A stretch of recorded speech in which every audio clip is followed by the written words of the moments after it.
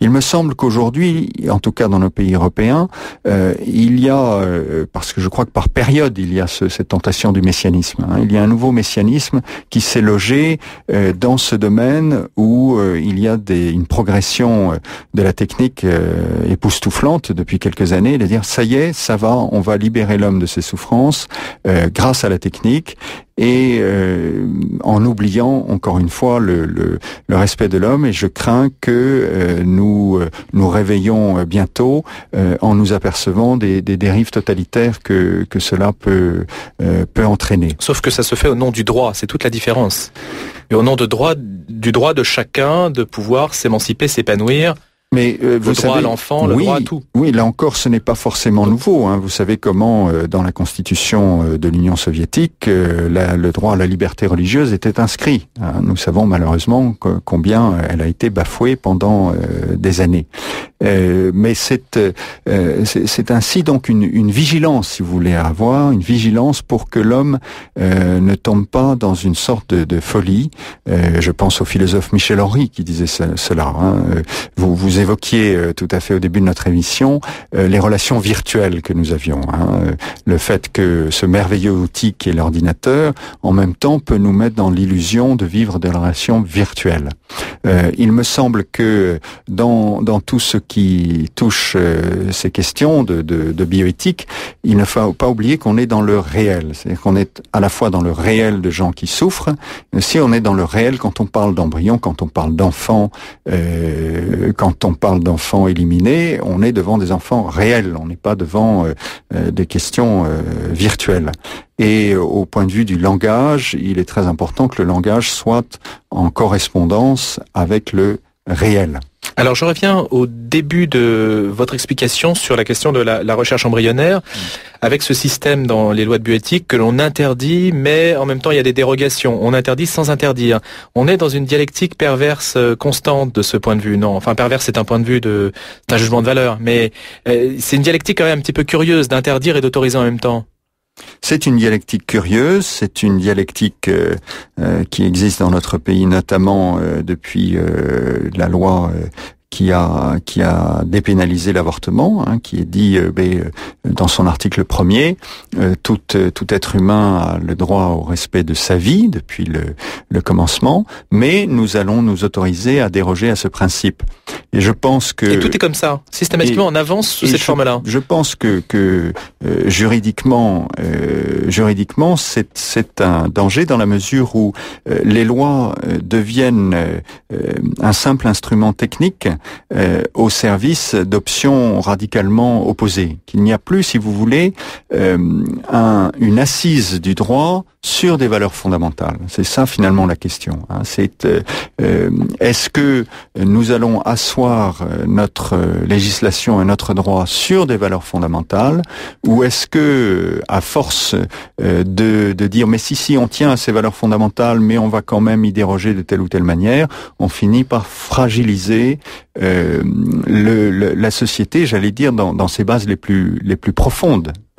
Il me semble que si l'Église depuis longtemps s'intéresse à ces questions et à la fois encourage tout ce qui est une recherche scientifique au service de l'homme, l'Église catholique encourage tout à fait, par exemple, un des sujets dont nous traitions tout à l'heure, la recherche sur les cellules souches adultes, la recherche à partir des cellules souches trouvées dans le cordon ombilical. En même temps, l'Église dit attention, si nous voulons vraiment une communauté humaine qui repose sur le respect de chacun d'entre nous et qui exclut la violence, n'introduisons pas une violence dans les relations du début de la vie, notamment.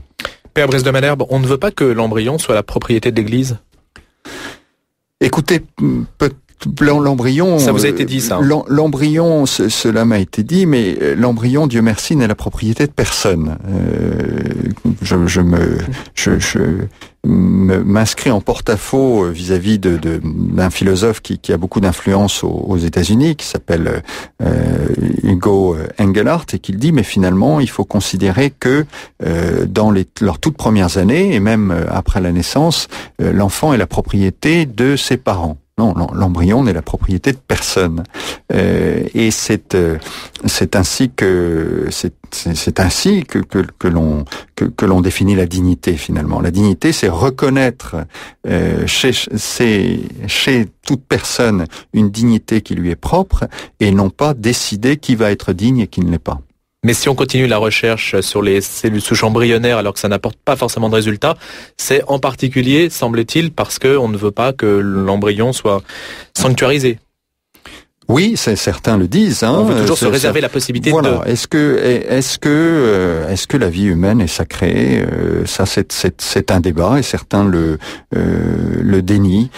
J'aime toujours insister sur le fait que c'est bien de la vie humaine dont on parle. Ce n'est pas la vie, comme si la vie, d'une manière générale, était une réalité. Une abstraction. On ne sait pas très bien, une abstraction.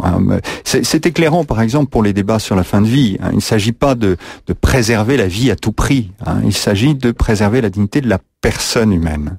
Et quelquefois, cette personne humaine, eh bien, il s'agit de ne pas s'acharner à la maintenir en vie. Il est 8h20.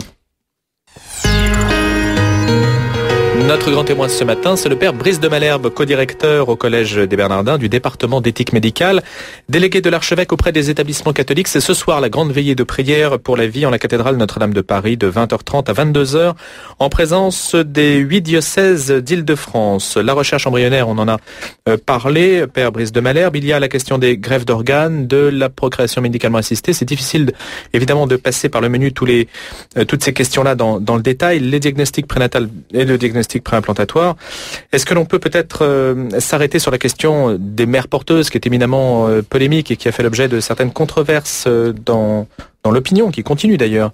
Si vous voulez, donc les mères porteuses que l'on préfère aujourd'hui appeler gestation pour autrui, mais peut-être que là c'est ça aussi le langage est trompeur, voilà, c'est justement un sophisme, c'est-à-dire que on dit mais comme c'est merveilleux, il y a des femmes qui sont prêtes à porter en elles un enfant pour d'autres. Ça ne vous émeut pas, ça?